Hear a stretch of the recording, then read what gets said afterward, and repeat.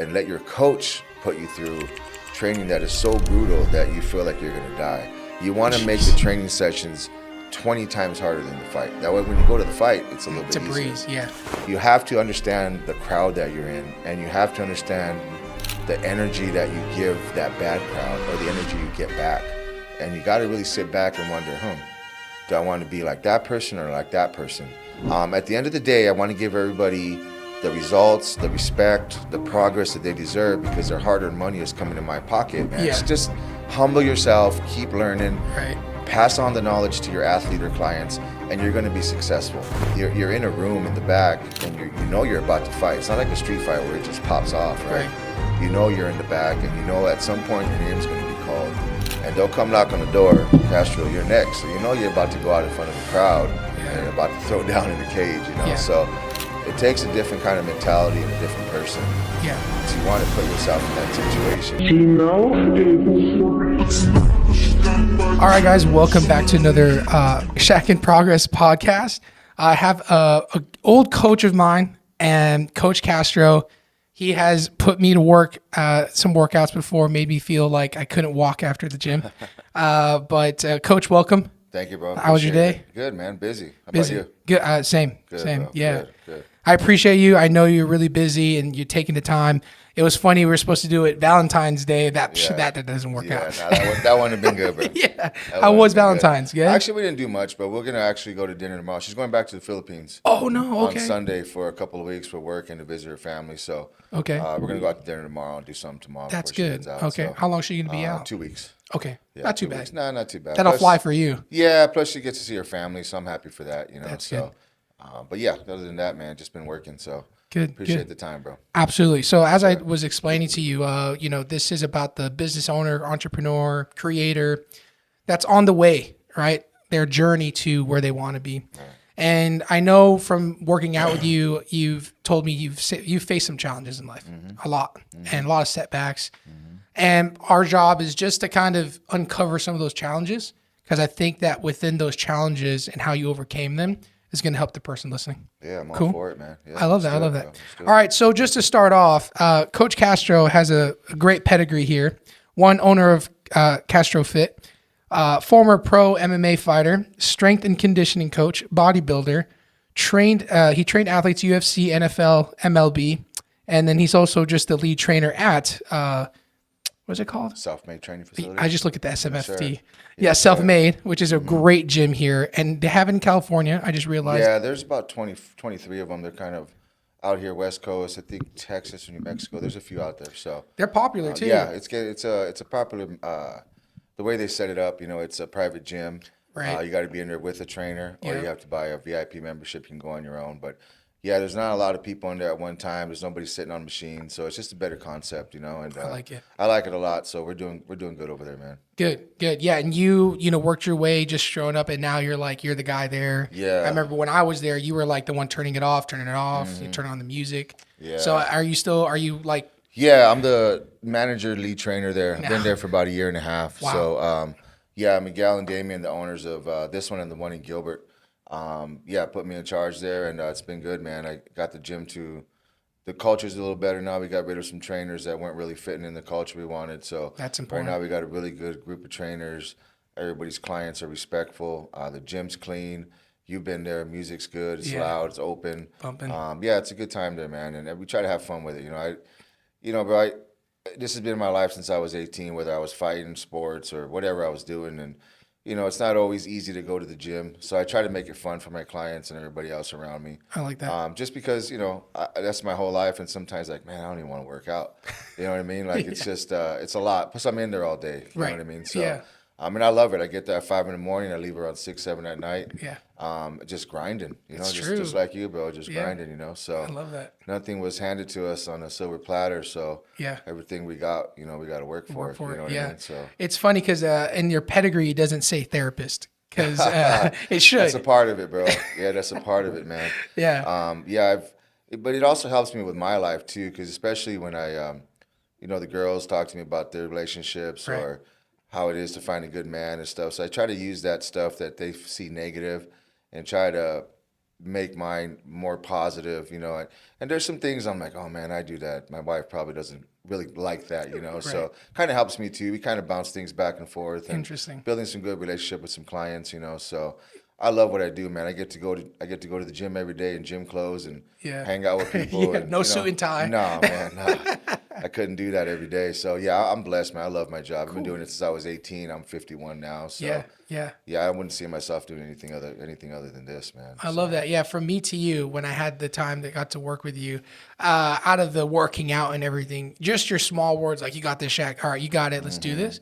That's more than just the working out, and yeah, I think you're good at that. I did some years when I was living in San Diego with it's like a sports psychologist and stuff, mainly so I can kind of get closer with my athletes, but also my clients, because you could be the best trainer in the world, but if you don't have that connection with your client, then it's not going to work. That's They got to be true. able to trust you and, befriend you and really, literally, you guys are putting your lives and health in my hands. Mm, So I take that very serious, whether you're a pro athlete or just somebody who wants to get in shape. So right. I want to do everything possible to give everybody the best results. And if it's a little bit of encouraging words, because a lot of the training is that, then I'm all for it. Because me being an athlete, I know sometimes I was down, my coaches would said something to me that kind of snapped me out of my funk, and I was able to Mm. keep going forward. So I kind of remember those things, try It, to pass it on. you translate it well. I It appreciate works that, out. bro. Yeah. Thank you. Well, take us back. I know you see a photo. We'll get to that later. That's an old But high school photo, bro. yeah, Damn. yeah. Well, let's go before high school. Yeah. Take us back to little Castro, little coach. And Yeah. what, did you see yourself getting into fighting and entrepreneurship, or what were your dreams as a kid? The only thing I ever wanted to do, Shaq, is play for the Dodgers. That's all I wanted to do, man. Really? I played baseball my whole life. I played football like one season. Wasn't for What? me. I just wanted to play baseball. That's all I did, man. There's not one picture on your Yeah, bro. Instagram. That's all I ever did back. Well, I'll get to why probably I don't watch Okay. baseball anymore. But growing up, I didn't do any drugs. I didn't ditch school. Honestly, the only time I ever ditched high school was goes to spring training games. That was the only time I ever ditched, bro. Other than You that, should have just bro. asked to be excused. There's Yeah, no- bro. I just wanted to go. But back Right. then it wasn't like it is now. It's at $100 a damn ticket. Oh, So true, true, it true. was a lot easier to get on the bus and just head over to my friends and stuff. But yeah, growing up, man, I had a great childhood, man. My parents are great. Had a brother and sister. My brother came later. We're 15 years apart. He's like 35. My sister's around, I'm 51. She's about 48, I think. So Wow. there was a big gap there. But growing up, man, I had a great life. My mom and dad were hustlers. They worked hard, and I saw them work hard. And now that I'm older, I can really appreciate them going to work. Yeah. And just that's kind of where I got my hard work ethic from. Just watching them and just watching them grind and provide for us and ups and downs and stuff, but they never gave up. My mom and dad are still they're retired, but they're still doing what they got to do What do around the they do for house. work back then? My mom has always been like in the food industry, restaurants and stuff like that. She's a great cook. My dad worked for the Sarco mines for a while when they got laid off, when they kind of downsized. Wow. He's been a mechanic his whole life. I think he retired from the city, put a good amount of years there in Tucson. So Okay. they just moved out here with me and my brother. My sister's the only one left in Tucson. So now Oh, we so get to you're from spend. Tucson. Yeah, I'm originally from Tucson. Yeah, I grew up on the Wow. south side of Tucson. Went to Desert View High School, graduated in '91. Um, Played baseball there. I was captain of the team. We took our state title that year against rival Sunnyside.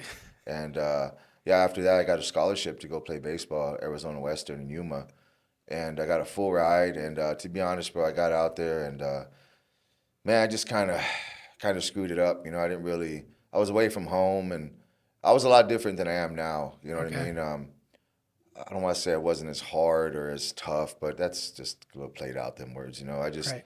I wasn't experienced. I left town for the first time, and I just didn't give it my all. You know what I mean? Hmm. So that's probably why I don't talk about it a lot, or it kind Interesting. of kind of bothers me. I don't like to say I have regrets, but that's because my life turned out great. I got a wonderful wife. My family's great. I'm doing great with my business. I've seen the world because of what I do. Right. Being able to coach all around the world, so it's Yeah. been great. But I really thought I was going to play for the Dodgers. That's all I cared about. I Wow. remember when I was going to leave, when I got out of high school, I had a job at this like Wrangler kind of cowboy store. I remember telling those employees, like, later suckers, I'm out. I'll be playing in the pros. I'm never going to work again. Right. I was what 17. Yeah. I didn't know what the hell I was doing. Right. But went out there. I was the last guy to get cut on the team. I came back and I just didn't know what to do, man. I was Wow. lost. All I ever did was play baseball growing up. That's all I ever did. Wow. All-star teams, played year round. Where did that come from? Like in the family that you wanted to play Um, baseball? no, there wasn't really any athletes in our family like that, you know. My parents just threw me in there when I was young, and I just fell in You've love with loved it, you it. know. Same. Yeah, and a bunch of my friends around the neighborhood played ball. My best friend at the time, Fernando, he was a year older than me in high school, but he actually went to Arizona Western when I went, the year I went. So, yeah, that was just we played wiffle ball until the lights went down, you know, and Like the movies. yeah, mom calling me in, you know, and stuff like, hey, get inside. The street lights come on, so you got to go inside, you Yeah, know. yeah. Um, but yeah, Shaq, that's really what I thought I was gonna do, man. I was play pro Really? ball, and I came back from not making the team, and I was lost, didn't have a backup plan. I just didn't, I Okay. just really thought that that's what I was gonna do for a living. And I think I might have went to Pima and Tucson and tried out, and I just wasn't in it no more, you know. So ended up getting into like personal training and kind of got hooked up with these two guys that owned a gym, and I was running the gym. I was like 18 years old, and I was managing a small gym in Tucson on the south side. And I would see the money come in. I'm like, man, something's not matching up here for what they drive and what they where how they live, you know. Oh, So obviously they were in the drug game, you know, and I got into that, and I did a few years in prison because of that. I ended up getting in trouble. I did 3 years in prison, some in Florence, Douglas. I was around the state a little bit, you know. So right. I don't know how far you wanted me to get ahead. I don't want to No, get no, too this is ahead of you. good. No, So you would just talk as you want. yeah, growing up, I said like a kid, I had a great life. My parents, that was one thing that I always wanted to tell them, like, Mom, Dad, this is nothing that you did. This is something I did as an adult. Well, 18, Right. and it was my decision. They did nothing wrong, and I always wanted to tell them that, and I always do tell them, like, hey, that wasn't nothing you did wrong. I made my own decisions. Wow. Of course, they told me I was going to be in jail. My dad, I'm like, no, I'm not, Dad. No more than you, you know. So, hey, man, I ended up going to prison for 3 years, and got out. First of all, prison life was a shock. You know what I mean? Yeah, That I'm was sure. something Yeah. different, Yeah. but did So a that for 3 years. 17 baseball, Uh huh. right?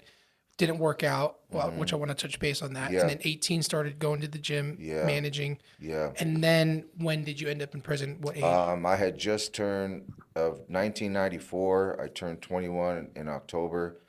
January 1995, I was in Florence. So I had just turned 21. So this picture, That's my little brother with me there. I think that yeah. was like in Douglas or somewhere out there. Yeah, this was the day your mom reminded you 18 years later that Hmm. you got released from jail. Yeah, and I was telling you off air, like that was similar to what I was posting on my social media. And I had some guy message me, and I don't remember if I knew him or not, but he was, hey bro, why you glorifying prison, And I'm like, what are you talking about, man? If you see like, pictures like that, when I write about it, people are encouraging, like, hey, Yeah. good job, because the turnaround rate for inmates is 85% that you're gonna go back into prison. Holy moly. So luckily, I beat that, and that was mainly because I was tired of hurting my family, what I put them through. But I still messed up. I came on, did the same thing for a long time, and yeah, it was man, it was a rough time watching my parents leave visits and stuff. It was I can't tough, imagine, yeah.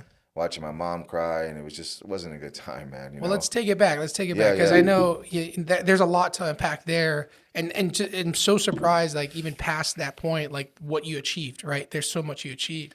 I've had a few guys that have come on the podcast that went to prison. They were addicts and lived on the streets. Hmm. So I back to the baseball because Yeah, I feel like there's some sort of piece there that you could have given up. Honestly, you could have given up on yourself and life, 100%, right? And 100%. I guess where were you feeling pressure when you're playing baseball, to want to take care of your family? Did you wear that kind of on your shoulders, or was it mainly really just because you loved the No, baseball? I love baseball. Yeah, back then I wasn't thinking of buying my mom a house, my mom and dad a Okay, house. It was just me wanting to play pro baseball.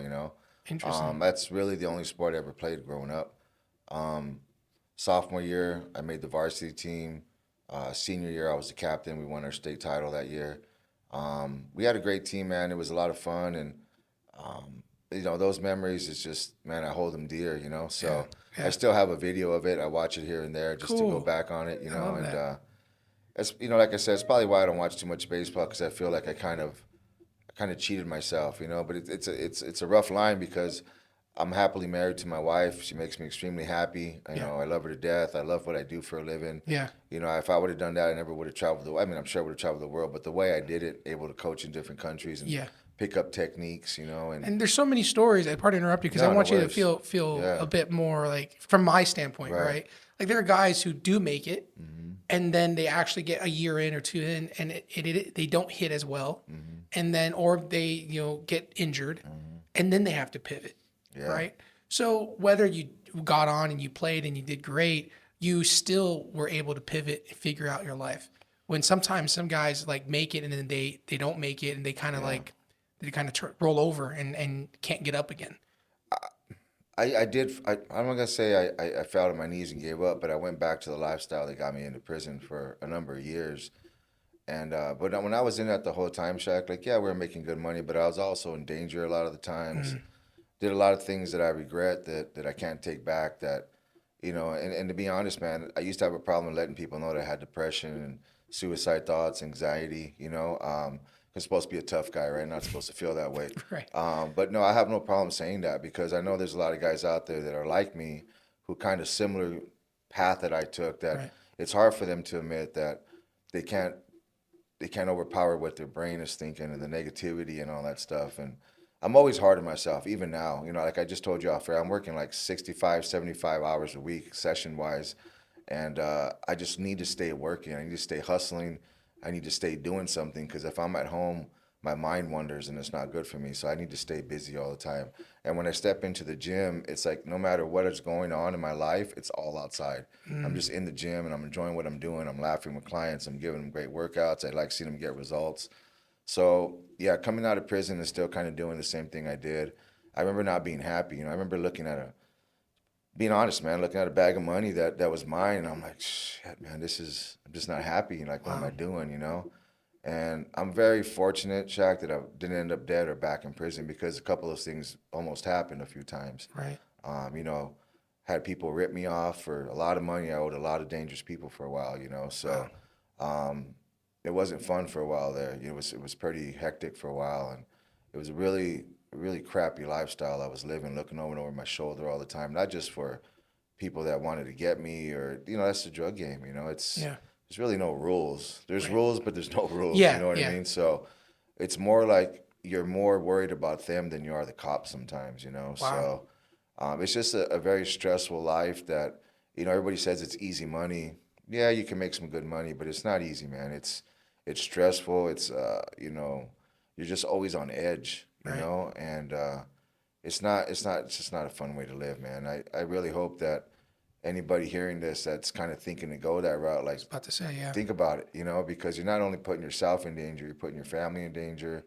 There's a lot of things that come with it that people don't think about it. They just think about the money. Right. Yeah, the money's great for a while, but it just kind of wears off. You become numb, and you start becoming a person who doesn't really care about even. I didn't care about myself, so how am Wow. I going to care about anybody else? You Right. know, I put So what was myself in a that turning point then? What you said you went back to it, yeah, and then you went in and went out. yeah. When was that like starting to get away from it? It was a good friend of mine who one day just said, "Hey, George, what are you doing with your life, man? Like, you know, you got this skill that you can coach people, fighters, and just athletes in general, just general public, you know."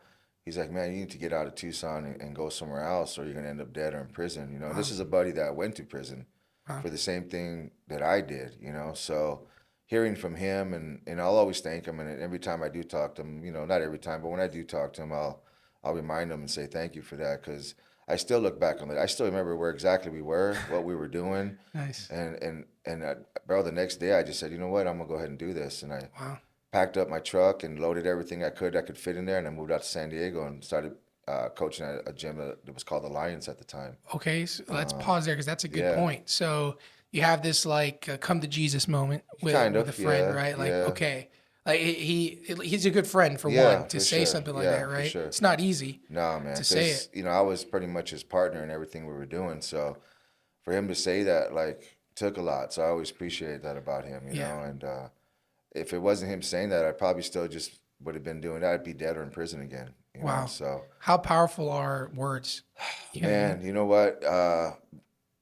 both ways, right? Good and bad. Right. You know what I mean? And I've Agreed. been on both ends on both of them. You know, I've told people bad things. I've been told bad things. I've told people good things and vice versa. But that's always going to stick in my brain. You know that, and that's why I try to help anybody else that's coming on this. It doesn't have to be the prison road, the drug dealer. It's just Yeah. hardship in general. You know. Right. Right. And I think that's part of the motivation that I try to give through my training, whether it's an athlete or just a client that's trying to get in shape. You know. Yeah. Um, I just try to really connect with them in the highest level possible because, like I said, you guys are trusting me with your life and your health, and I want to do the best job that I can. You Well, know, you've changed people's lives, and you've been posting on Instagram. 2013, I think was the earliest one. I think that's when it came out almost. But right, you've been posting, and you see all these people's fitness, lives change. They're right. healthy, and you've done some good. Appreciate that. Yeah, And trying.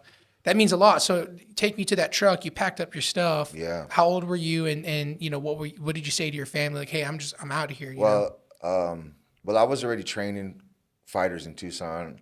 I had my own fight team. I was fighting. This is Oh, pretty okay. much when I kind of had my last fight and I retired. And I was just gonna sell drugs still. I was like, I didn't have another skill. I literally have two skills: selling drugs and being a coach. That's my life, man. Well, you weren't making money in fighting enough. Like there wasn't Yeah, I enough. mean, you know what? I'm gonna be honest. I knew from the beginning that I didn't have the background or the caliber to be a UFC fighter.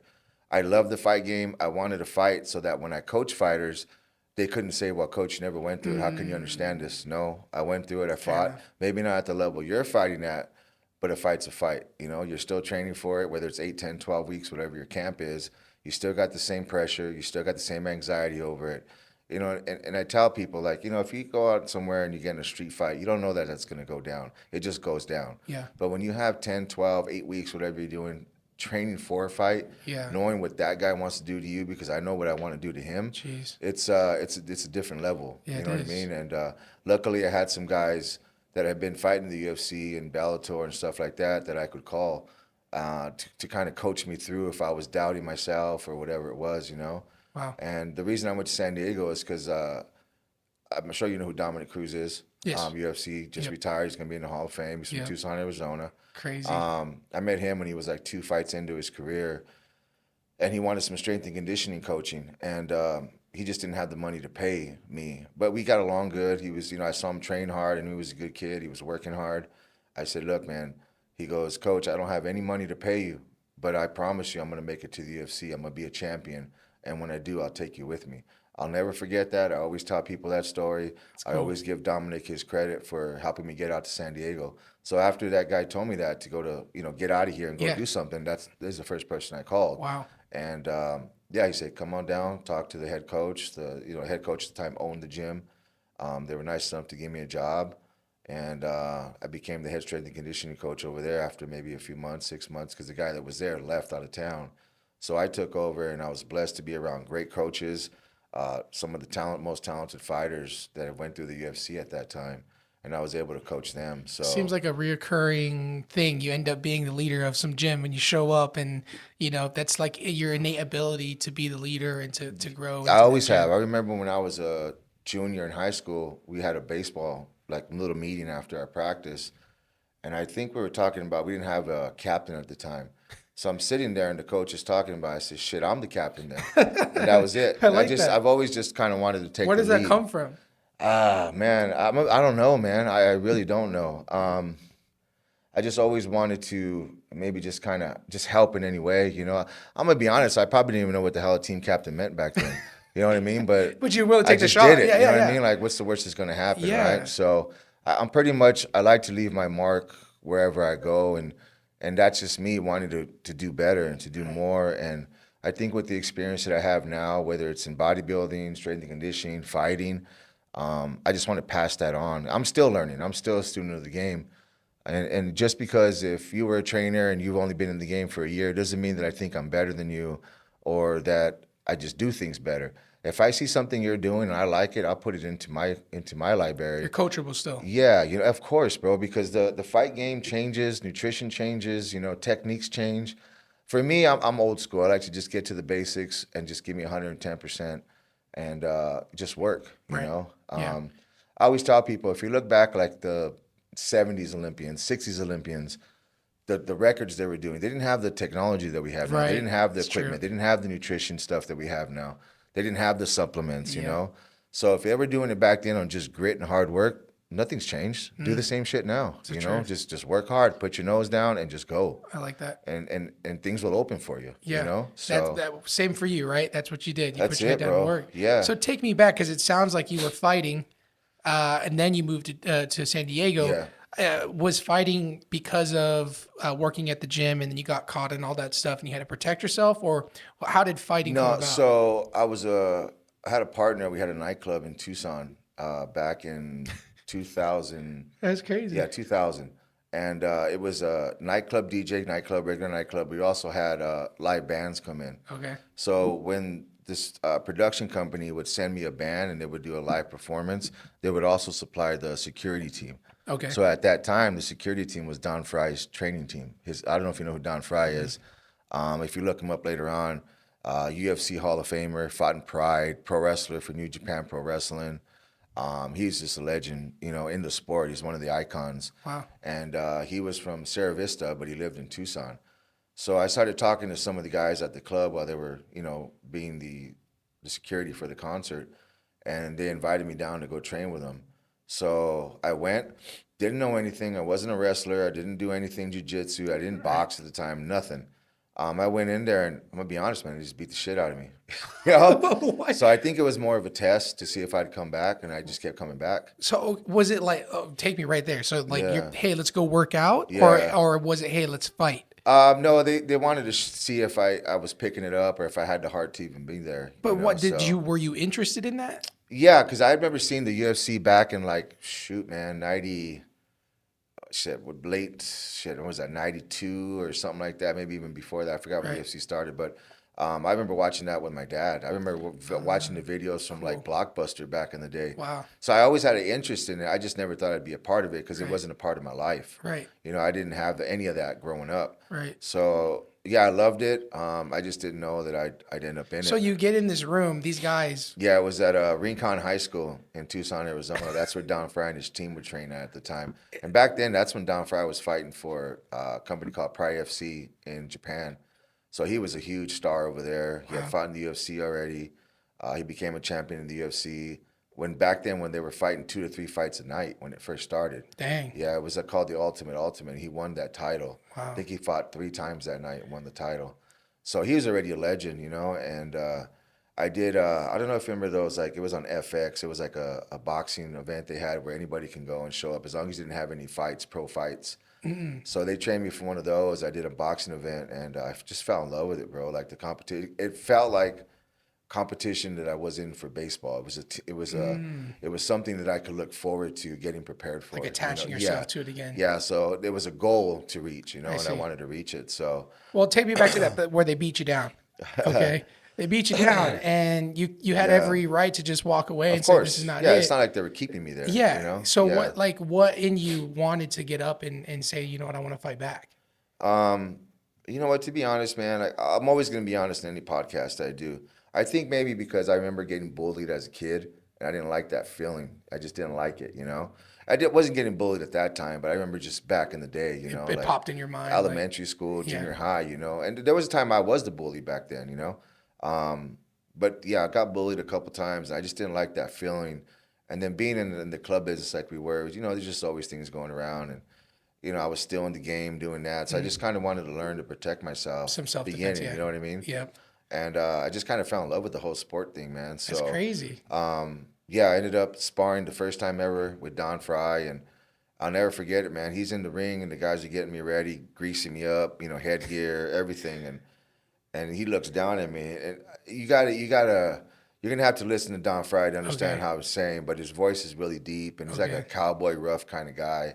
He looked down and said, "Hey kid, you go as hard as you can." I was like, "Oh shit!" I just seen this guy fight on TV and beat the shit out of Ken Shamrock in Japan. You That's know? crazy. And you know, he took it easy on me, but Right. he still pieced me up. Yeah, you know what he I made mean? sure. He was already a world champ. I didn't know anything. I was just a kid. So trying to when come you up. look back at that, you thankful to have that fight with him? Yeah, it was a little sparring match. You know, he beat me up for a few rounds, and you know, obviously he could have put me on the floor, but he Right. didn't. He just kind of wanted to see if I even had the heart, because you could be the most technical, well-rounded fighter ever, but if you don't have the heart, a coach can't Jeez. teach you that. You're just not going to have it. Yeah. You got to have that grit in you to be able to So get how do in you there. find that? And is it by pushing guys like that, like kind of beating them down a little bit and seeing if Yeah, they stand I mean, up? because everything MMA is so popular right now. Everybody wants to be a part of it. Right. So you can find out really quick if somebody's gonna, man or woman, if they're gonna be okay to handle this. As soon as you get hit, you'll know if you want to be there or not. You know Yeah. what I mean? So Mike Tyson said it right. Everything changes when you get hit in the face. You know what I Yeah. mean? So Yeah. and it does. Right. I've had guys come in the gym that were 20-0 on the street or whatever they want to say. And they take a couple hits and you just don't see them come back. Yeah. You got to understand like you're in a room in the back and you're about to fight. It's not like a street fight where it just pops off, right? Right. You're in the back and at some point your name's going to be called and they'll come knock on the door. Castro, you're next. So you're about to go out in front of a crowd and Yeah. about to throw down in the cage. Yeah. So it takes a different kind of mentality and a different person Yeah. to want to put yourself in that situation. Not only that it's a fight, but you're taking the chance of getting the shit knocked out of you in front of a Right. lot of people. Yeah. So it's a vulnerable state, and I lost my first fight, which was in London at Wembley Arena. It was a great event. And first, I shouldn't have been there. I didn't have an experience to be there. The guy I fought just had way too much experience. But Really? my coach and I at the time lied about my record just so I can get on the card. Oh, jeez. And I went out there. I still did it. I was scared. I'm not gonna lie to you. I was scared.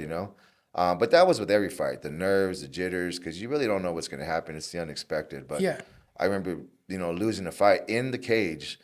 Coach was taking off my gloves, and I had just lost. And I go, I need to do this again, man. We got to go back and train. I got to do What this the? again. Yeah. So, yeah, it's just it's a rush that I can't explain. Yeah. But before that, I did pro wrestling. So I did some WWE and some New Japan pro wrestling. Okay. Yes. So, I don't think I. Oh yeah, no. that's a wrestling picture right there. Is that the wrestling picture? Yeah. Because there was an. Oh yeah, your blonde Got the hair. blonde hair. Yeah. Because I was a villain. So I was a heel when I was doing that. Cool, Because cool. I think I dyed my hair before I went to Japan for a match out there. Yeah. There's another picture of you with blonde hair, and yeah. you said wrestling in that. Yeah, so I think that's a picture with another guy that was, he's like the Arnold Schwarzenegger of Japan. His name was Ken Yasuda. And he was helping at the New Japan Pro Wrestling Dojo in Santa Monica where I was at. Yeah. And that's right around, it's around that time, right before I was probably about 20, 28 maybe, somewhere around there, 29 at the most, but probably about 28. Okay. Yeah, that was a whole different rush, man. So you got beat up with the guys at the nightclub. That's boxing, right? Yeah, that was boxing. So I ended up training with these guys. Right. And I was training for my first MMA fight with them. Okay. And then Don Fry called me one day. And he said, "Hey, kid, there's an opening for the pro wrestling school that he went to in Minnesota, which is the same wrestling school that Brock Lesnar went to, the Road Warriors, Mr. What? Perfect. There's just a lot of guys that went through that. Vader. It was this guy, Brad Reagans, who I think was I don't know if he placed in the Olympics, but he was an Olympic wrestler, but he was also a pro wrestling coach. Wow. So I actually got to stay at Brad Reagan's house. Wow. And I stayed there for a little bit. And then Don and Brock were kind of friends. And Brock Lesnar had just got a new house out in Minnesota. So I was able to stay there at his house while Brock was the champion.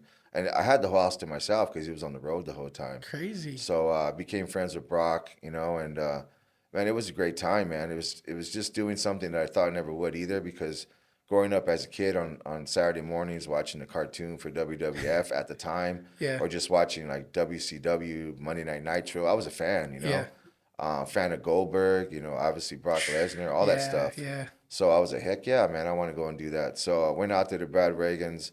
I remember I hurt my knee, so I had to come back home. Oh. And then when I went back out after it healed up is when I stayed with Brock Lesnar at his house.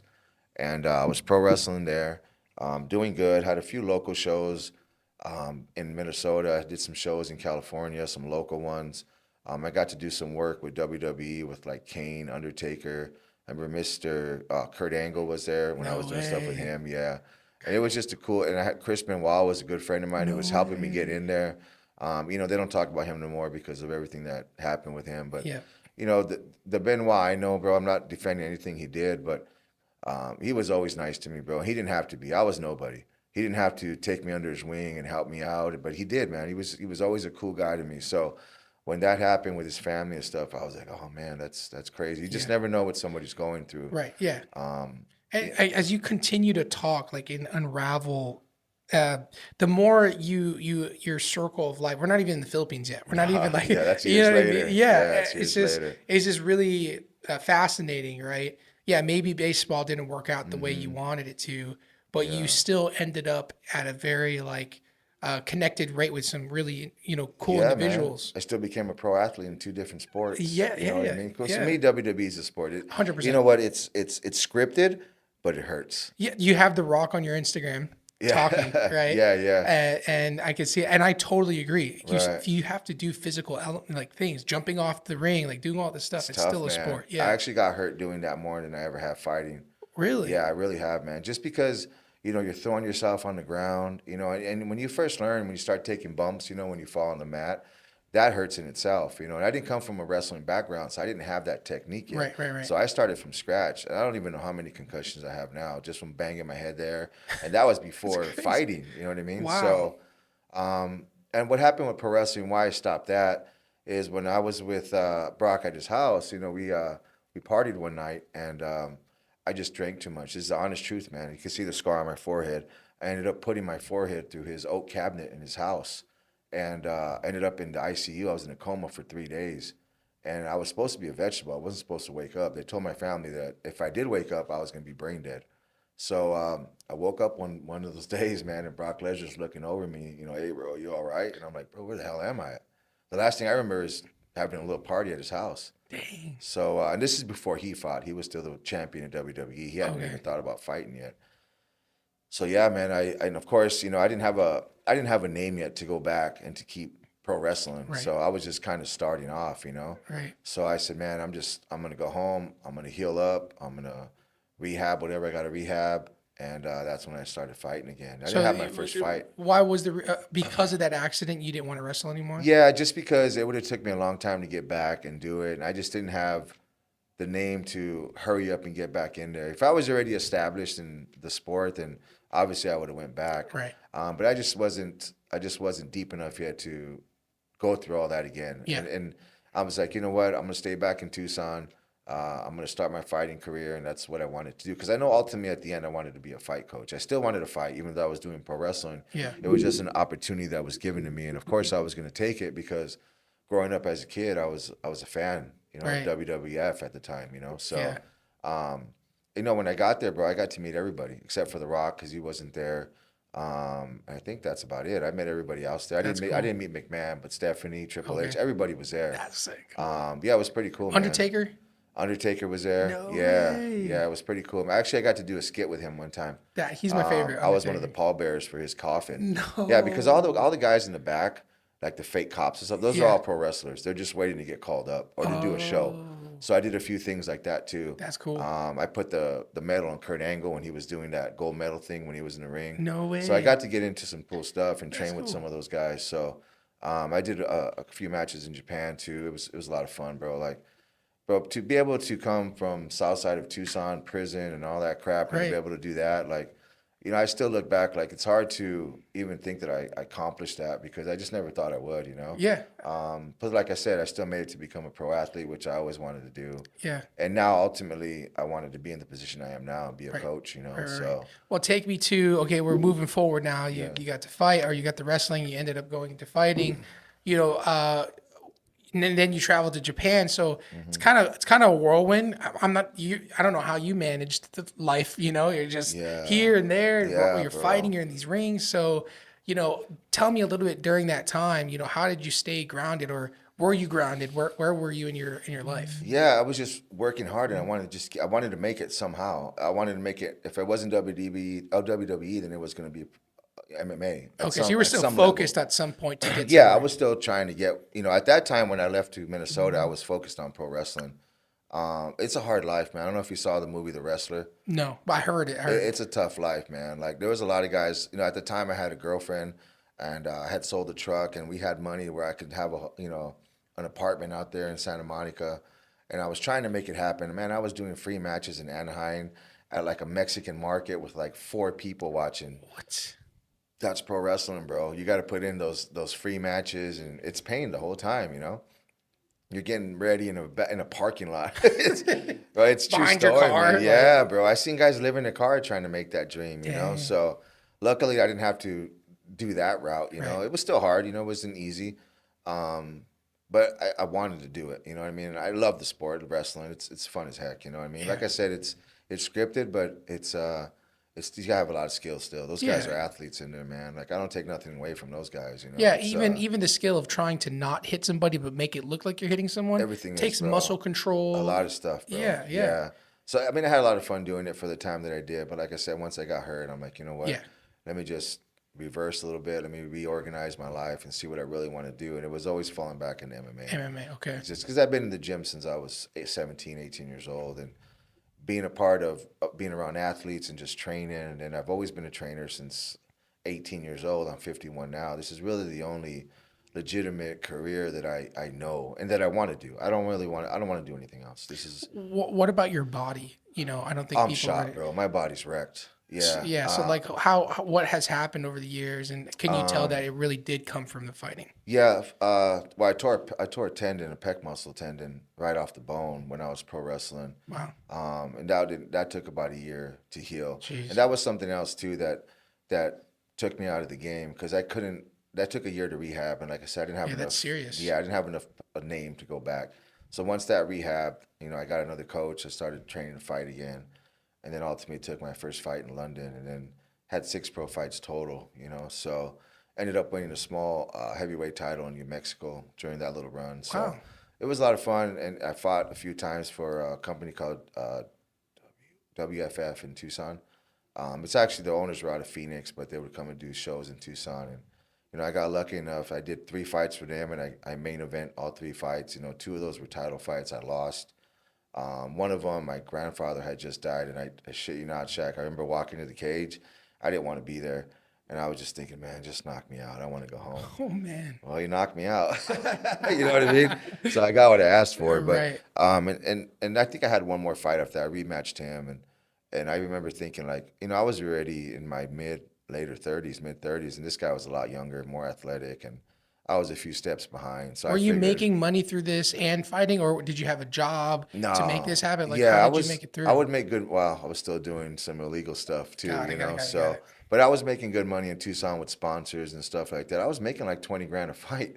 You know what I That's mean? And big. back then it was big. You know what I Yeah. mean? Just because I had so many connections, and it wasn't 20 grand from the company; it was 20 grand in sponsorship. Oh wow. So I just knew a lot of business people, and just from being from Tucson, I always say, man, Tucson gave me so much love when I was fighting, bro. Like, I would have tons of people watching, and it was cool, man. You know what I mean? That's a it was once a in a lifetime yeah, experience. bro. Like just walking out in front of a crowd of 5,000 people in your hometown, and they're cheering for you. That's It's a cool. rush. You know what I mean? Like even now when I make the walk with UFC fighters, like that's a rush, bro. Like I Yeah. could eat the jitters and the nervousness because now it's not me fighting; it's a product of me. What I helped them to get in there, so I'm nervous for them. I'm Right. excited. I want to see hopefully what I've done to help them to win the fight come through. Yeah. So That relationship with a coach, and we'll get to the Philippines here so we can keep it going, but a relationship with your coach and the coach with a fighter, yeah,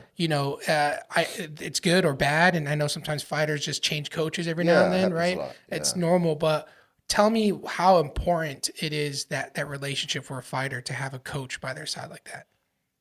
It's huge, right? Because you're literally going into battle with your coach. Like you guys are going somewhere and you're going to fight.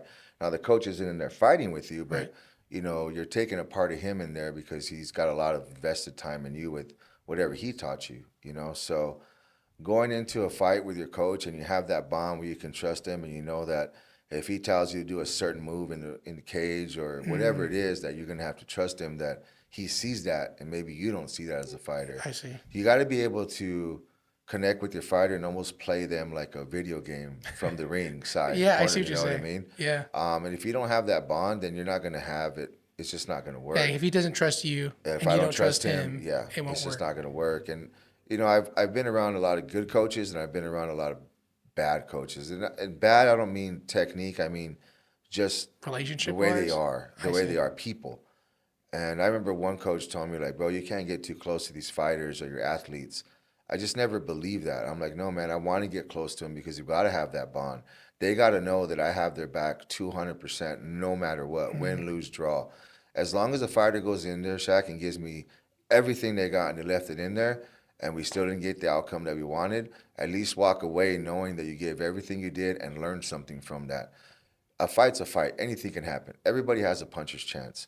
You got two things under your control when you walk into a fight. Your weight, you should always be on weight as a pro, as an amateur too, but your conditioning. It's up to you to put yourself and let your coach put you through training that is so brutal that you feel like you're going to die. You want to make the jeez. training sessions 20 times harder than the fight. That way, when you go to the fight, it's a little It's bit a easier. breeze. Yeah, I If, see. like I said, you got two things under control, your weight management and you being in Conditioning. shape. A Yeah. fight's a fight. We can have a fight, and I can have a fighter fighting you, but the game plan can go south within 30 seconds. Right. And then you got to go on the fly. You got to change it up, Mm, So that's the connection you got to have with your fighter to be like, okay, my coach, we got to change this, but I trust him on whatever he says we got to do next. Sometimes it's hard to hear when the crowds are big. You got 40,000 people yelling. It's kind of yeah. hard to, Yeah. you know what I mean? And just the tension in the arena, it's kind of weird though because you'll be in the fight and I'll be in the corner. This is for any coach, I'm sure. And you're talking to your fighter. You got the camera behind you. You're on live TV, whether it's pay per view, whatever. But you got to stay zoned in. No, everything else looks black. You just got to zone in to your Crazy. fighter. And that's the way it is when you're fighting too. You know what I mean? Later on, when you get more fights, you can get used to it. You can look at the crowd. You're Yeah. more in the zone with it. Right. But it's a real mind game. I've seen guys walk out of the fight in the locker room. They come and call for them, and they're not there no more. This is in the lower ranks. Of course, not the Wow. UFC, Right. but Right. Yeah. in the local shows and stuff. I've seen guys walk out. They Wow. just they just can't handle it. They don't Yeah. want The pressure. Yeah. the It's not a pressure, joke. man. Yeah. Without, you don't have to say any names, but has there been someone that you coached that had like that chance, that fighter's chance, that they could have been someone, but for whatever reason something happened or life hit and they couldn't make it? Yeah, I did. Yeah, I won't say his name just because there's no need to, Yeah, of course. Yeah, But yeah. there was a kid I had in Tucson, and he was tough as nails, man. He was quick, um, but he wanted to be in the streets. He wanted to be a gang member, and Jeez. that's part of the reason why I wanted to help him because I wanted him not to go down that road.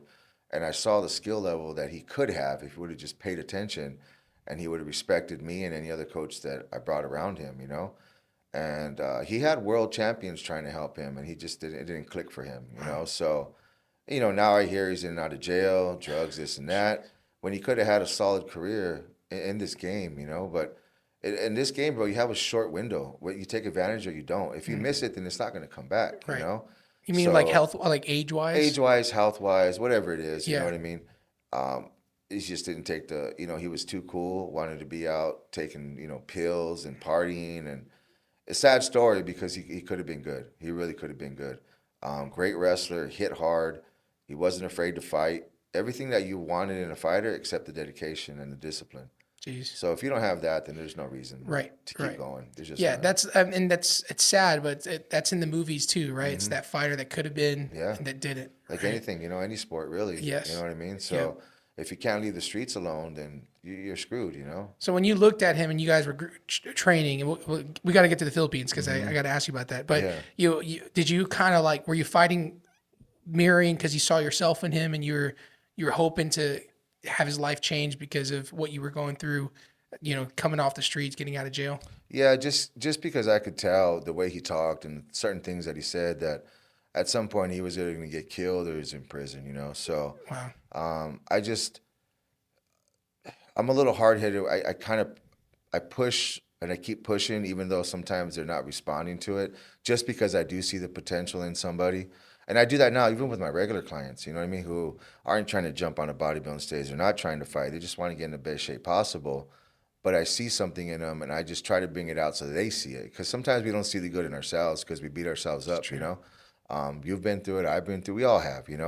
But there's been coaches and mentors in my life that I remember fighting against that because I'm like, what does this guy know? I know more than this guy.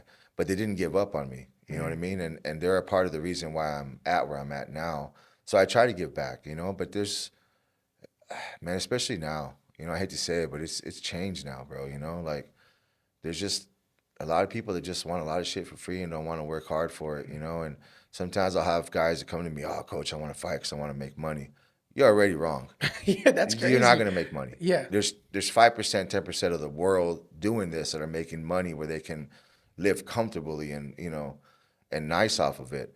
The fighting has to come because you love doing it and you just love being in there. You love training. You love the process of it.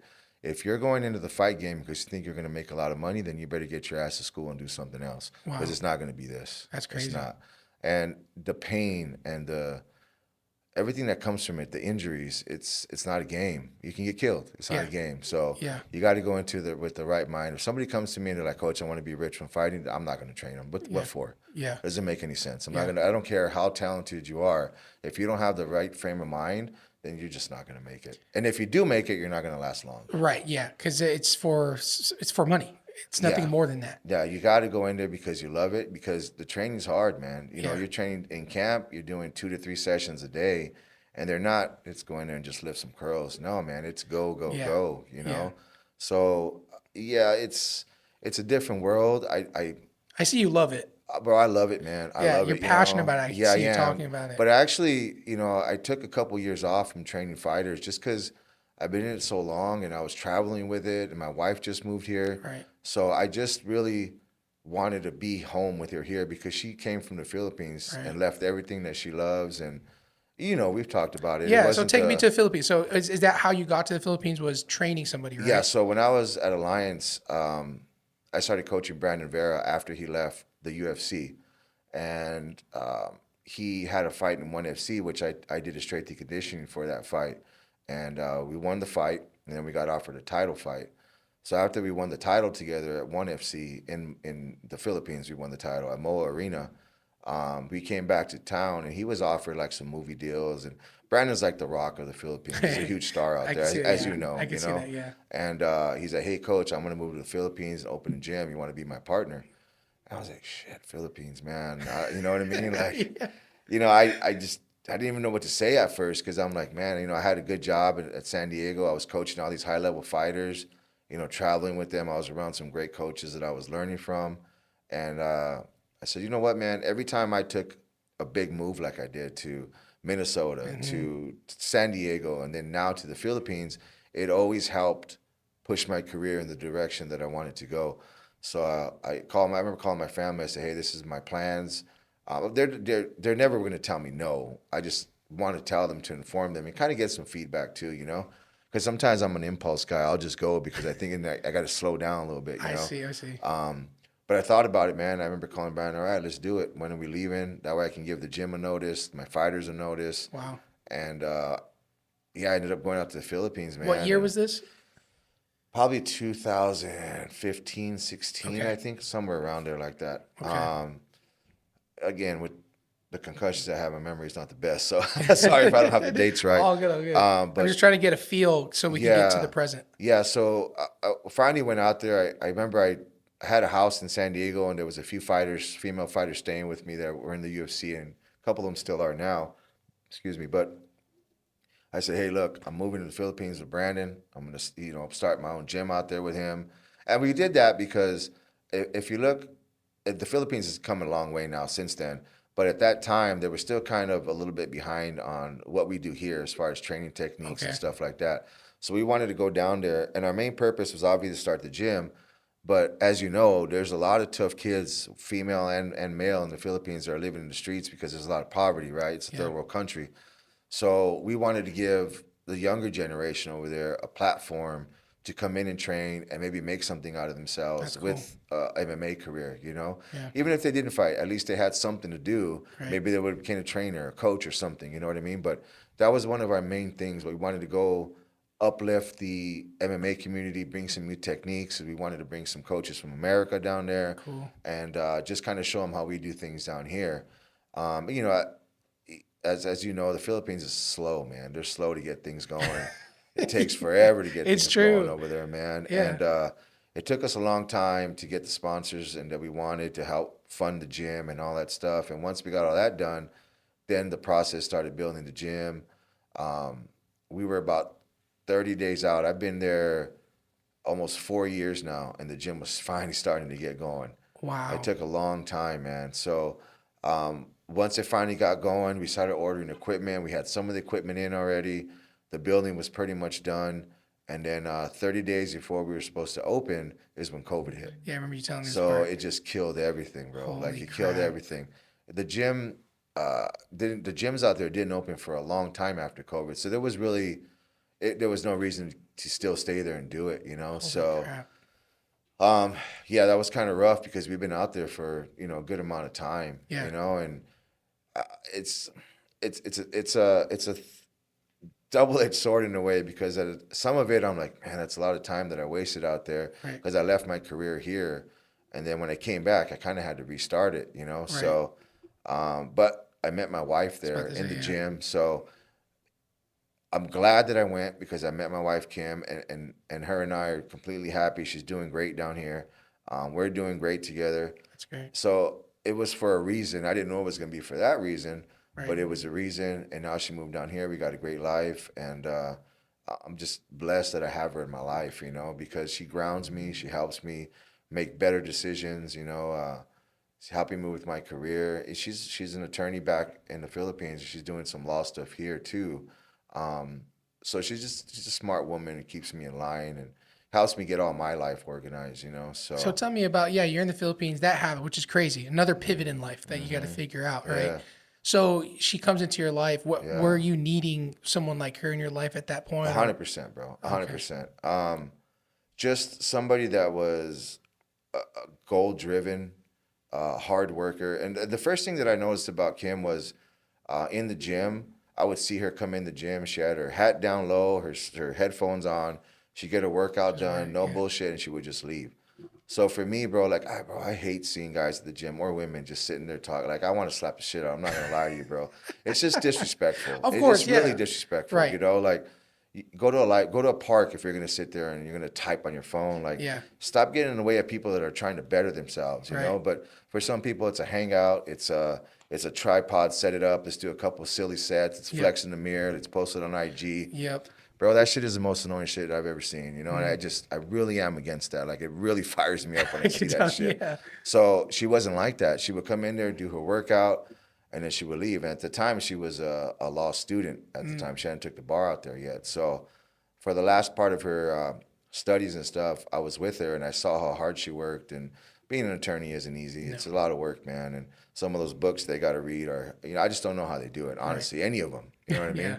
But that's just because I dislike school. I just don't like same, reading. I don't. If it wasn't for sports, I would have probably dropped out when my dad would have beat my ass. But I just the only reason I stayed in school and I got good grades, decent grades, was so I could play ball. That's the only thing I cared about. right, Um, so yeah, man, she we ended up dating, and I've been with her now, shoot, maybe 7, 8 years, that's somewhere around there. awesome. Yeah, it's been a Okay, while. So that's good. Well, um, you guys look happy. yeah, man, we are, bro. We just got into a house. We got a puppy now, That's so awesome. we're doing the whole thing now. You know what I Cool. mean? So, yeah, it's been a great time, man. My Good. family loves her. I'm really glad that she's in my life because I don't know what I'd be doing right now. Without her, I don't know if I'd be this organized or what. I'll be Yeah. hustling, but I don't know Yeah, if I'd yeah, have been yeah. organized. You know Yeah, what I mean? she kind of brought some focus Yeah. in general to Yeah. yourself, to your Uh-huh. life. Yeah. Okay. So, help me organize everything in my life that I didn't do before because I was doing so much illegal stuff. I didn't have a credit score. I didn't have any of that stuff. You know what I mean? So now at the age I'm at now, like it's a lot better. We got Cool. good credit scores. We're doing what we got to do. That's awesome. Just being adults, I love which that. I never took responsibility. I didn't care for my life back when I was doing that crap. I didn't care if I lived or died. Yeah. So that's come a Why long why way. is Coach so honest? Where does this honesty come from? Because like so many times you come to this podcast and you're just like, I'm just gonna tell you the truth. And I talk to a lot of people throughout the day, and I can tell like you care less about what people think, and then you also just want to be honest. Where does that come from? Um, I think because Huck, what we talked about when I first got here, like hopefully this story helps somebody because, bro, there was a lot of guys that I saw in prison, man, that were good guys, just made a mistake. Granted, there's some dudes that should be in there, you know what I mean, and Right. for life, you know Yeah. what I mean. Yeah. Yeah. But Yeah. at the end of the day, bro, like somebody like me, like I didn't kill nobody, I didn't shoot nobody, I didn't stab anybody to get in there. It was just something that I was a lost teenager, and I've always been money motivated, and that was probably the main reason why I got in it. Right. I'm still money motivated now, and if people don't like that, then I don't really care because Yeah. that's what gets me through the day. And Right. we all need money. It doesn't make us happy, but it helps. Right. And the way things are now, I mean, you go buy a dozen eggs, you're spending 10, 12 It's bucks. So crazy. you got to hustle. Yeah. You got to hustle, man. So I'm just very money driven. I've been broke before and I don't want to ever be in that route. And now that Kim's here, I have a responsibility. She can take care of herself. She don't need me for anything, bro. She don't need me for nothing. But I have that responsibility that she came down here for me, so I better have my shit together because she left a promising career as a corporate lawyer over there, and she'll do the same thing here. Right. She'll build her career, and I just got to make sure that I'm holding up my end to make sure she can do what she's got to do. So That's love. it is, man, and I never had that before, and I never had the love given to me like she has, So I just want to make sure that I'm being a real man, and I'm supporting her, and I'm providing, and yeah, she does help with bills and stuff, but I want to take more of the grunt. She Yeah. always wants to help. I'm like, no, save your money. I'm the man. Let me work 80 hours a week because that's what I do. I work 80 hours a week, man. 70, 65, 80 hours a week, constantly every week, Monday through Saturday. As far as being honest, man, there's just too many people that bullshit, and I just can't stand it, bro. Like, if you're gonna be a bullshitter, don't talk to me. I don't want to be around you. For what reason? What benefit are either one of us gonna get? And if somebody don't like what I got to say, cool. We can fight. We can hang out. We can talk. I can't beat everybody up, but you're gonna know I was there. Right. It's just me being honest. It's not me trying to be a tough guy. I just want to make sure that me being honest with people, you can see it, just like you said. Yeah. I know when people are bullshitting me. I've had Right. clients in the past. I'm like, bro, you didn't eat your food right. I know you didn't. I could smell the liquor on you. Stop bullshitting. Yeah. Yeah. I just don't understand why people got to lie so much. I don't understand that. I don't like it. I've never been that type of person. Be honest, man. And if somebody don't like you because you're honest, then they're not the right person for you anyways, whether it's a friend or a companion, whatever it is, True. So I just rather eliminate people that are bullshitting and just stick to the people that are real. And right now my circle's small, but I got a good group of people that are successful because I'm surrounding myself around those people because you are who you hang out with. True. I was hanging out with people that can get me in trouble, and look what happened. And now I'm around people that can uplift me, Yeah. and that's what's happening. I love that. So you have to understand the crowd that you're in, and you have to understand the energy that you give that bad crowd or the energy you get back. And you got to really sit back and wonder, do I want to be like that person or like that person? Either one, if you want to be that person, then fine, go be that person. Right. But you got to understand what the consequences Yeah. are. And even though I might have known what they were back then, I just didn't think it was going to happen to me. But I remember Shaq wanting to be the biggest drug dealer in the world, and I don't even look back now and I'm like, what the fuck was I thinking? It's crazy. Like, it's crazy to me. You know what I mean? Yeah. Like, I didn't grow up like that. I didn't do any drugs in high school. I actually didn't smoke any weed until like 7 years ago. So I just never was into drugs. I don't really like liquor. I'll drink, but Oh, so you were selling, but you weren't. never. I was Crazy. never using it, bro. It was a Never. business. It was a business. It's always been money, just business, bro. Just a Interesting. business, Yeah, I'd party, I would drink, but maybe some mushrooms or something like that, but nothing crazy. I Right. think some ecstasy for a while, but that wasn't even what I was selling. I Right. never sold that. I was just a party thing, Right. and I never did whatever. So I never did cocaine. I didn't even smoke weed back then. So even now when I go buy weed at the store, I'm like, man, this feels weird because I went to prison for this. You know what I'm that saying? is pretty crazy. And luckily I had a good lawyer, but they wanted to give me 15 years for that, bro, for weed. And I ended up signing a plea bargain for 3.5. And I'm like, all right, well, I got to do 85% of that. Then let's just get it done. Yeah. So, Okay. yeah, I just hope people are honest with me when they talk to me because I can see through the bullshit. Yeah, and that's what I talk to a lot of people, and I've been on a lot of the podcasts, and yeah, people are honest, but you just get straight to it. And I know it's not like, to me, a tough guy. I don't see it that way. Right. I find it very genuine, appreciate and that that. I can, like, if I talk with you just about whatever in life, you're just gonna tell me how you feel. That's it, man. You're not gonna Yeah. hold back. You're just gonna say it. Yeah, Right. and we don't have to see the same views. Right. I'll respect yours, you respect mine. Exactly. And I'm not into politics. I don't want to talk about politics, but when Right. I see people losing friends or family members over two people who don't give a shit about us, even though you think they do, Right. it's crazy to me. It is crazy. It is crazy I to totally me, bro. agree It is too. crazy to me. Yes. I don't understand how it just separates people like that. Right. And you're looking up to these people who really, at the end of the day, I don't care what anybody says, they don't care about don't. you. No. They don't. No. Bottom line. But for some reason, they think they do. Right. I don't understand I totally that. agree.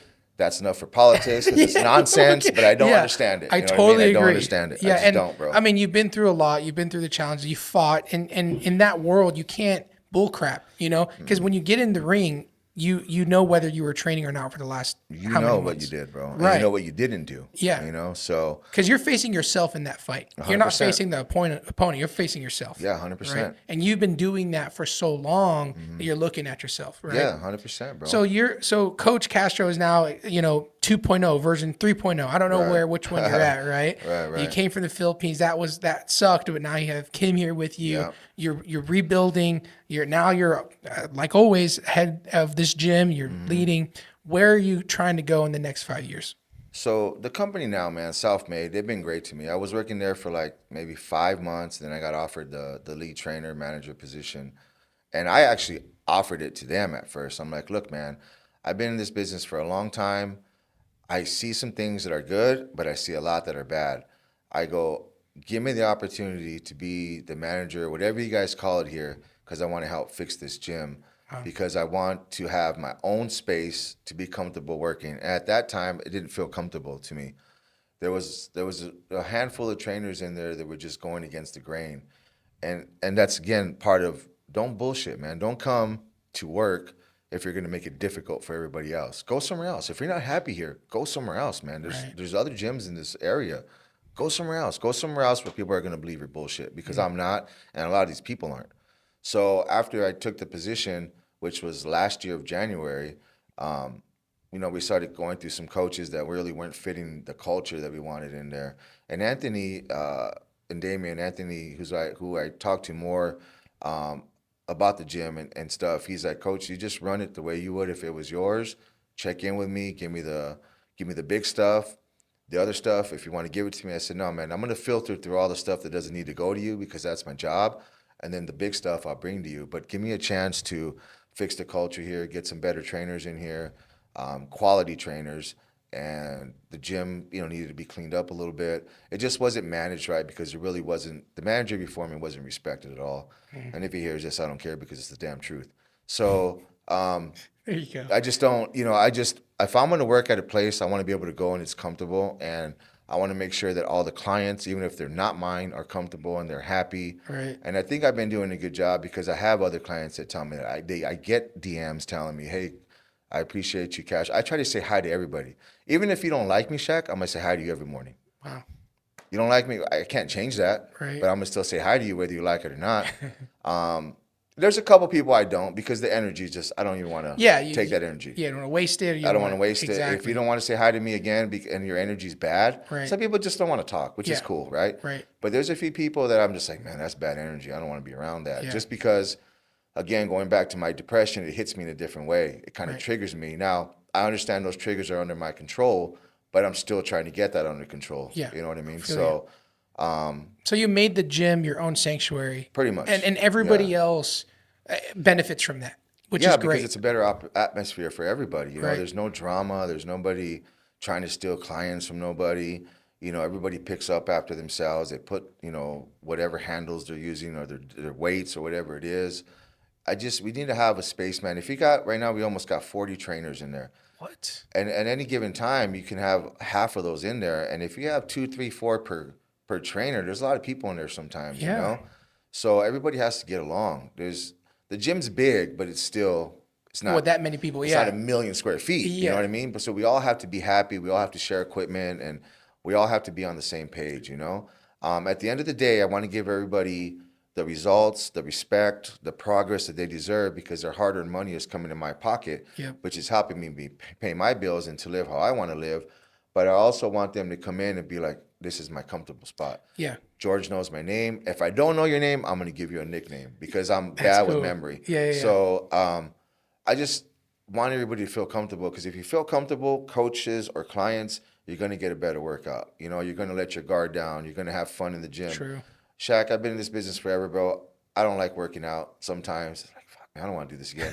So if this is what I love, what if somebody comes in that's not about their life? They just want to come in because they got to get in shape, or they just want to. Right. So you got to make it pleasurable. Was that pleasurable? Pleasurable. Pleasurable. Yeah, there you go. Yeah. You got to make it for them because, they're coming in. What if you came into me and you had a bad day and you're hoping that your coach gets you up, but I'm in there with a shitty attitude. Yeah. I can't have it. Yep. Even if I am Shaq, I won't show it. I know. I believe you. I won't show it. Yeah. I'll eat whatever you got to show me. And if you're going to put some heat on me because you're having a bad day, throw it on me. Because all I'm going to do is work you out and hopefully get you out of that funk. Yeah. So when you leave those 2 doors, the rest of your day is going to be a little bit better. Because the problem is going to be out there no matter what. Yeah. It's just how you look at it and how you deal with that situation, It's right? powerful. So if you can come inside, I can give you a good workout. You can leave all that shitty energy in the gym and walk out a better person for that day.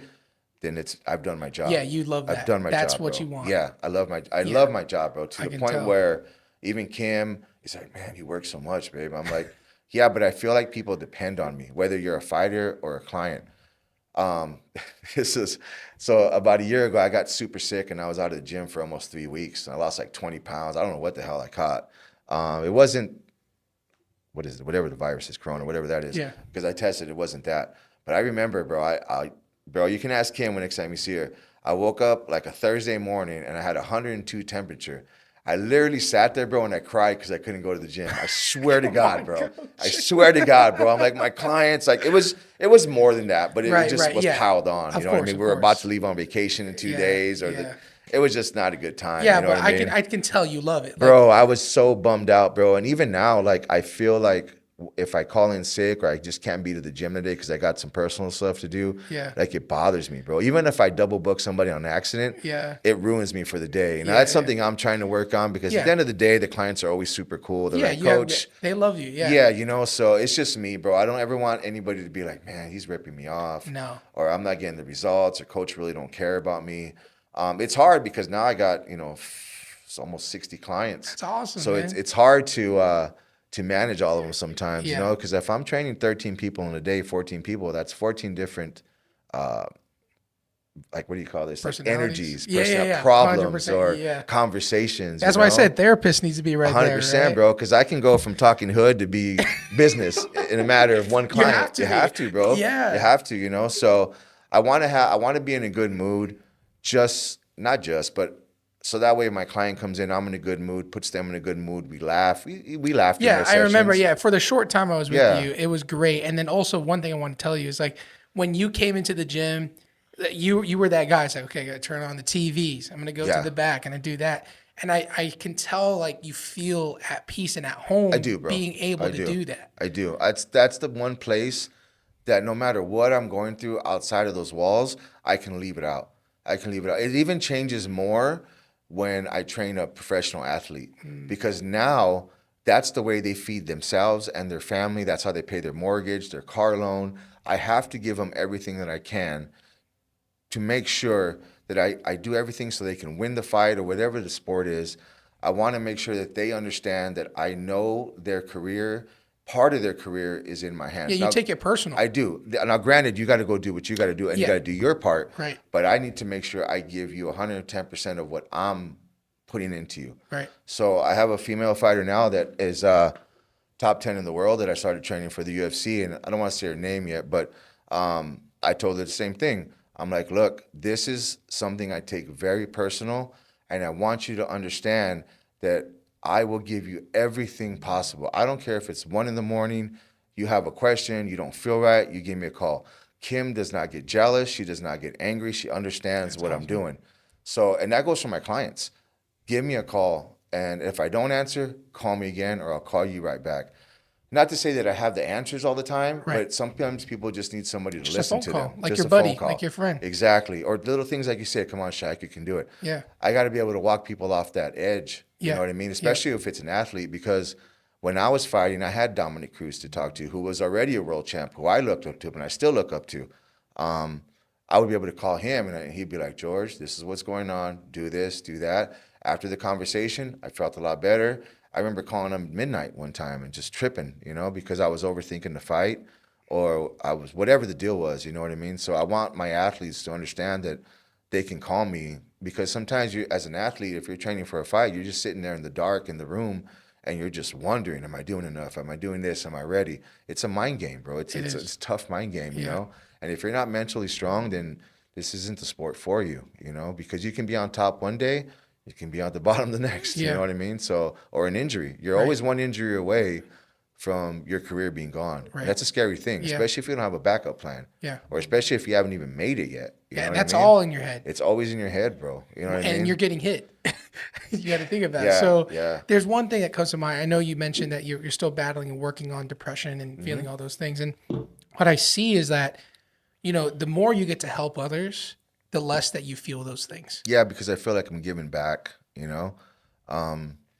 Coaches that took me under their wing, I'll never forget them for nothing, because they're the ones that kind of molded me into what I am now. Now, every coach that I respect and that has helped me, I'll take some of their program and I'll mix it into mine and I'll make my program. Right. And that's how you learn. I'll be on YouTube all day and I'll watch certain coaches that I respect and I see them at a high level. I say, hey man, I like that. I don't know if I like that, but let me put this in my dictionary for my own training, for my students, my athletes, And that's, you always got to evolve. Everything is, evolve. Everything is always changing, So I imagine you got your meat and potatoes, Right. but there's other things that you can throw in there to help your fighter excel even that much more, So I just appreciate, I'm going to start landing us here because I know you got to get home, but I just appreciate that even though you have this internal struggle, and instead of, destroying other people's lives, instead of destroying your life and Kim, destroying you is destroying Kim's life, right?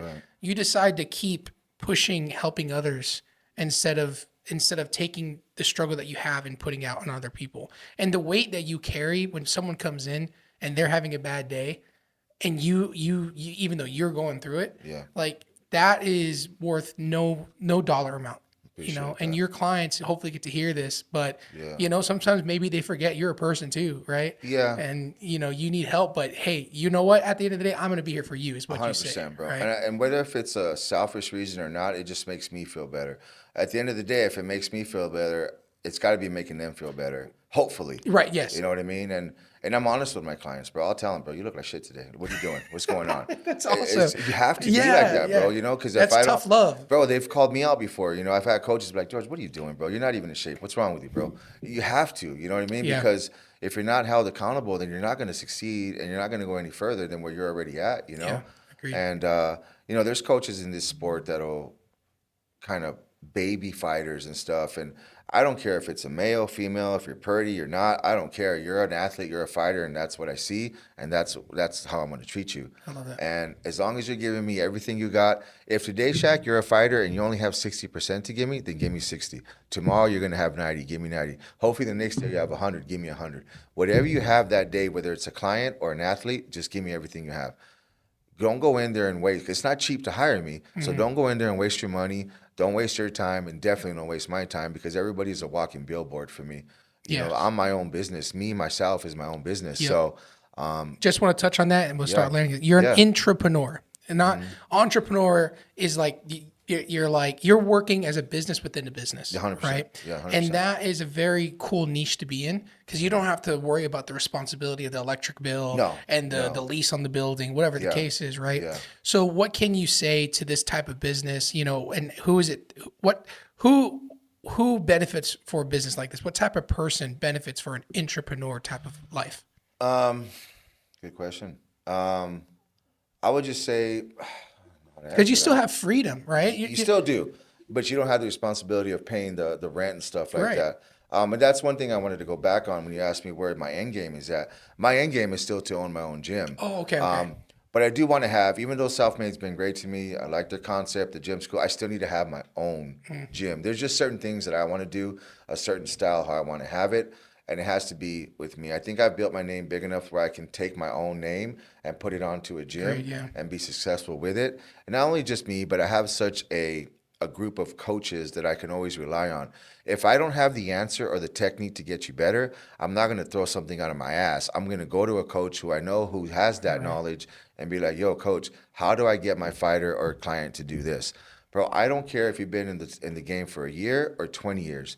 If it's something I can take from you and it's useful and I see that it's legitimately coming from the heart and you believe in it and I've seen you work it, then I'm going to take it. Because I don't care if you're a coach and you see me doing something, if it's going to help you and help your client, I don't care. Take it. Because I didn't create it. Right. You didn't create it. Yeah, it's We've all just stolen it from recycled. there. Yes, That's all it is, I bro. agree. That's all it is, man. So nobody can say, "Oh, this technique was mine." Stop it, man. Yeah. Just humble yourself. Keep learning. Right. Pass on the knowledge to your athlete or clients, and you're going to be successful. Yeah. So going back to that question, you come into a gym. The only thing you got to worry about is your personal rent to the owner. Right. Right. You know, which every gym has their Amounts. whatever Yeah. amounts. Yeah.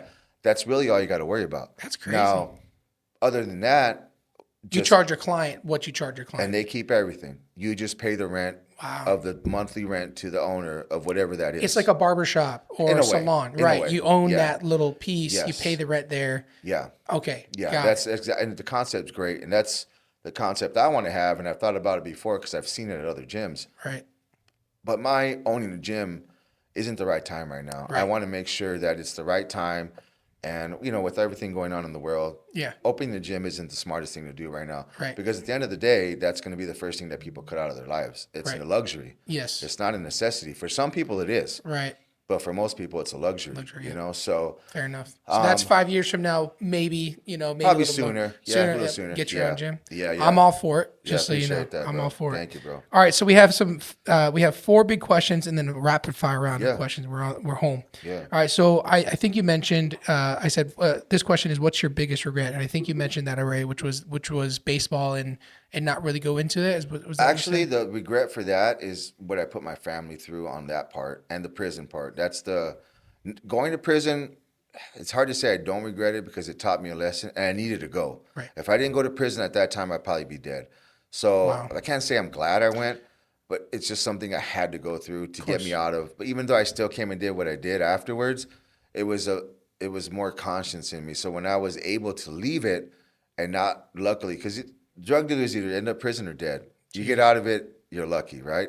And there were some situations that were pretty scary for me at that time. And there were situations that other people put me into, but I still trusted them. So at the end of the day, it was still my fault, right? Right. I don't regret prison. I don't regret not making the career of baseball, but I feel like I let my parents down twice, you know?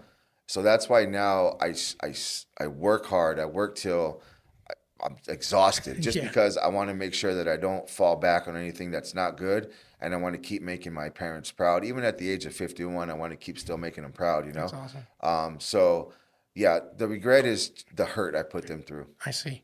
Well, I can't speak for them, but I'm sure that they feel some sense of, appreciate that, being bro. proud of Appreciate you. How would you like to be remembered? Hard worker, a genuine hard worker, like generally caring for their athletes and clients. You know what I mean? That's when I leave this world, I want people to say like, man, you know what? Castro really cared about his clients and his athletes and loved his wife, his family.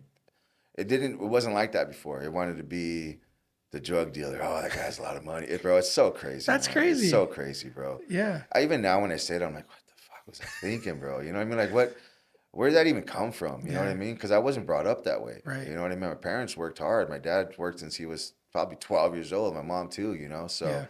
I mean, my mom and dad been together forever. They grew up across the street from each other. So, Oh, that's cool. and my mom and dad, man, they're just some of the nicest people, man. You know, like I've never seen them do anything wrong to anybody, speak ill about anybody. That's just something that I'm trying to do because there was a while there where I wasn't happy with myself. So it was easy for me to talk bad about everything and just be in such a negative mindset. Right. And Kim's helped me get out of that too. She's a very positive person. That's cool. So I don't want to go back to that because when I was thinking that way, Shaq, everything was coming negative. Stuff wasn't working. And I would always think, why is this always falling through? What was what I was thinking? Because I was manifesting all that crap. It's like you a know what I mean? filter. Like everything came in, it was going to be negative. Yeah, because that's the mindset I was in. I see. So now I try to look at things a little bit different. All right, why is this happening?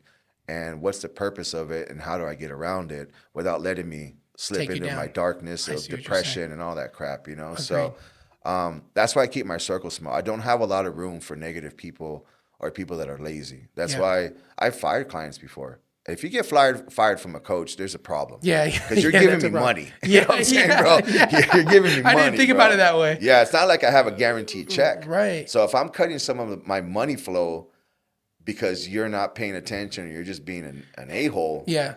there's something wrong with you. You Yeah. got to look at yourself. You know I what agree. I mean? That's respect to yourself too. 100%, bro. Yeah. 100%. Not all good money. Not all money's good money. Yeah, you know? exactly. Exactly.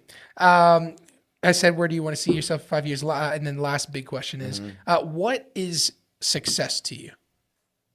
What is real success? It's changed. Obviously, having a little bit of. I don't need a $5 million house. I don't need that. Being with my family. Now that I'm getting older, this is stuff that I wish I would have known. Everybody says this, right? At my age. But it's hard. That's why now my younger clients or athletes, I try to instill that in them. Like I tell them, like, yo, bro or girl, this is, you're 22, you're 24. I was there before, and I thought 51 was light years away. Bro, it went like that, Shaq. You know what I mean? It went like that. We only have this much time here. Like, do everything you can, see everything you can, love who you can, let them love you, and just work hard, man. There's going to be hard times, but if you keep going forward, eventually you're going to break through that wall, and you're going to see the other side of all your hard work. You know what I mean? I think I'm just right getting to there, you know? It's taking me a little longer because I took a long road that wasn't good, Right. but I still kept on track no matter what I was doing, So true. you know? So being with Kim, hopefully getting, a kid or something, I got to hurry because I'm 51. So I don't want to be grandpa, you know what I mean? Grandpa, dad, Right. So yeah, man, just having a nice home, comfortable. I love being home, bro. I love being home. I love can going see home, that. man. You're and a homebody type of just thing. chilling, Yeah. and just watching senseless TV shows with Kim. I love that. Cooking in the backyard, barbecuing. We do that love that. all the time, That's bro. cool. Now that my mom and dad live here, we're getting back to our Sunday dinners, and that's what's important. Watching my brother succeed. My sister's still in Tucson, but her niece is my niece, her daughter's staying with me now, and Kim, because she got a scholarship to Scottsdale Community College Oh, okay, for cool. softball. So That's she's living with awesome. us. So my sister comes up a lot now, but just having the family around, because I did leave Arizona for, not including my 3 years in prison, 10 years Right, trying in to the chase Philippines. my Yeah, dreams. yeah. You know what I mean? So I sacrificed a lot of family time to go and do what I wanted to do. Now that I've kind of got that core of stuff that I wanted to do, and I'm building it. I can be home in Arizona now, and I can build it from here. I love that. So being with my family and having cookouts and just doing things like that I didn't have for a long time. When I was stuck in the Philippines, man, because I was over there during COVID, so I was stuck over there for a while, and I remember telling Kim, like, man, I just can't wait to have a house, a backyard, a barbecue, and sometimes now I'm like, shit, I'm not where I want to be. But she's like, hey, do you remember 6 years ago what you wanted? You're literally doing that right now. You're running a gym. You have more clients than you can almost handle.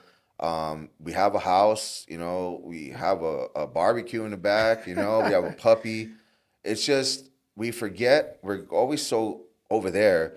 Live now, true. bro. Like live in the moment and suck it up and look around and enjoy the process that got you there. Even though I'm not done yet, I still know there's things over there, but I try to live here more now and do everything here correctly. Because if I don't do everything here, I'm not present, then that's not going to come. Wow. What I want is not Right. going to come. It might take me another path that I don't want to go to, Right. but be in the moment, man. Enjoy the time and just breathe and just take it in. I like love that. I it's hard, man, because I didn't think like this for a long time. It was always negative. Why is this happening to me? Why is this going bad? Why did this not happen? It was for a reason, because it shouldn't have happened. We never think about things happen, and they happen for a reason, but we don't see it until later. Yeah, right, You know right. what I mean? Yeah. So I try to say, you know what? It's happening. I don't know why right now, but maybe in a year, maybe a week, whatever it is, Yeah. you're going to see why it happened. And it always does, bro. That's It awesome. always That's does, true. I remember thinking like, man, why can't I find the right girl? How am I going through girlfriend? It was for a reason. Wow. I would never have found Kim. Yeah. I never would have met her. If I didn't take that leap of faith with Brandon and doing that, then, Yeah. I'm not saying that, yeah, it wouldn't have been cool, Yeah. because now I don't even see myself without Kim. You know what I Wow. mean? So, and she just keeps me grounded, bro. I couldn't ask for more, bro. I'm happy for I you, just man. couldn't, bro. You know what I me? So Yeah, I love seeing the pictures of you guys. yeah, You bro. look We really try happy. to have fun. We still argue. I mean, if people tell you they don't argue, then they're lying. We Right. still argue, but we know how to work through it. You Yeah. know what I mean? And Yeah. we know how to give each other space. Yeah. Like, she's leaving Sunday to the Philippines. It's making me sad Yeah. because I won't see her for 2 weeks, but she's Right. going for work, which she's excelling in her job, and she gets to spend time with her family. Yep. So I'm cool with it because I remember when I was there and I couldn't come back. You know what I'm saying? Yeah. And I was an older person already. She's a female, a lot younger, so it's harder for her to stay away and Yeah. to give up everything, like how the Philippine people are, bro. Yeah. I'm not Filipino. No, I'm no. American. I'm Filipino, guys. You know what I'm So saying? he knows. He knows. Yeah. So it's a culture thing. You know what I'm is. saying? And Yeah. and there's some mending that I got to do with her family and Yeah, we talked about. yeah, that, So there's things that I got to do, to make things right, and at the end of the day, Kim was the only one in the middle suffering. So I need to make sure and make this right. And I have no ill will towards her family. I love them. I pray for them every night when I pray. That's awesome. And now they're seeing why she's here and she's succeeding. That's great. I think before they might have just thought, maybe she's just going because of me. Right. Which, yeah, of course. But now that she's succeeding in her career, now her family's seeing what she's capable of, and she's awesome. doing great. So Good for her. I'm happy for her. We're doing great. My mom and dad are here. You're Everything's successful. good right now, You're, bro. I know that maybe you want to get the gym and everything, but Yeah. you basically described your success as what you're living now. I am, bro, and I I'm- thank God all the time. I even driving to work, God, thank you. It's gonna be a great day today, because before I'd be like, shit, man, you know what I mean? But now I don't do that because the shit days are the ones that went bad. Yeah. And now when I put it in my head that I'm gonna have a good day, I do, and I try to tell myself that all the time.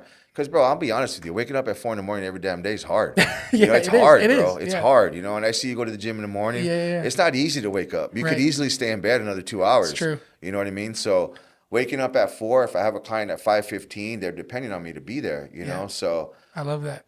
I just love what I do, man. So I'm blessed. Yeah, I've met with a lot of people. I've talked to a lot of people in my life. I know guys that have $1 billion, and I've been around them, and they don't have the contentment that you feel, and you drive into work and just saying that I'm thankful means more to me than the millions of dollars in the I've world. had a couple guys tell me that, and they're millionaires, and they're Yeah. like, hey, coach, you love your job? I love my job. I go, why? You don't? Nah. And they got all the money they can have, and, and it's sad, Yeah, like it is. I don't ever want to, I don't need to have 10 million in the bank. I Right. don't, but enough to just be comfortable and not stress, and buy something if I want, and just be able to go on a trip somewhere or whatever it is, go to Yeah. a nice restaurant, whatever the deal is. Well, you got to take a break soon. You and Kim got to go on a Yeah, trip. we got to go on one soon, man. Yeah. So You've been hitting hard. Yeah, for sure. All right, rapid fire round, and we're done. All right. Don't think too much. Just answer the questions. All right. Are you a pizza or spaghetti guy? Pizza every Friday. I'm doing that tonight. Every Friday we have pizza. What do you get? What's the pizza? Anywhere. Yeah, but it's got to be extra olives, extra cheese, pepperonis, extra pepperonis, pineapple, and thin crust. Ooh, All the time, Good bro. choice. Yeah, all the and you time, don't bro. have like a place that you go to every time. Nah, we try to have different places. Yeah. I like that. So What's your yeah. favorite here in the area? You know what? I'm gonna be honest, bro. I love Peter Piper's, man. I'm gonna be honest, bro. Peter I Piper? love that Out of cardboard all shit, the- bro. Yeah. I don't know why, man. You know why, bro? I think it reminds me of when I was playing Little League. And those were always where the parties were at. And those are like fond memories of That's playing with my awesome. buddies Yeah. and, you know what I mean? Having pizza parties. I can see You know, that. watching my mom or my dad over there drinking a pitcher of beer with the other dads. Yeah. I think that's probably why. That's You know what I cool. mean? Obviously, there's some good places around Yeah, here, yeah. but Peter Piper's. and Peter then it's- Piper's, bro. Even my brother, bro, loves that shit, bro. I It love tastes that. like the box, but it, Yeah. man, bro. Yeah, it's a For all trip. you listeners out Yeah, there, Peter that's Piper's, the bro. CC's Shit. Pizza of Arizona. Bro, so you guys man. know. I love that. Okay, Coke or Pepsi? Diet Coke. Diet Coke. Okay. Are you a walk on the beach type of guy or early morning hike? Either. Neither. Neither, bro. Well, turn on the Yeah. TV, chill. type of Yeah, guy. drink some coffee. I yeah, like that. bro. Okay. Yeah. Okay. Fair enough. If you could make $1 million once, or would you take $15,000 a month for the rest of your life? So $1 million up front once, or would you take 15? 15? Yeah. Okay. Yeah, I've heard that time. Are you football or basketball? Neither. Really? Neither, bro. I honestly, bro, didn't know who was playing the Super Bowl until a week before. Me neither. I just don't watch it, bro. Me neither. I just Yeah, don't have agree. any interest. You're I just fair really enough. don't. But if you had to, is there one that you gravitate towards more?